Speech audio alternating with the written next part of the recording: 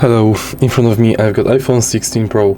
In this video I'll show you how to use Audio Mix to edit video sound.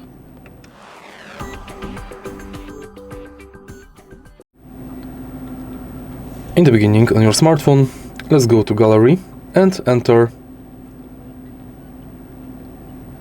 Recorded Video.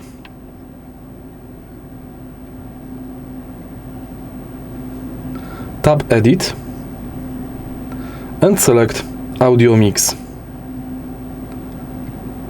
Choose between In-Frame, Studio or Cinematic.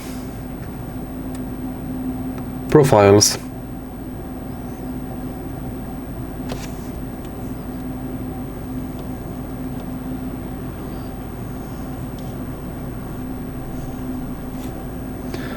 Tap Done and it's set.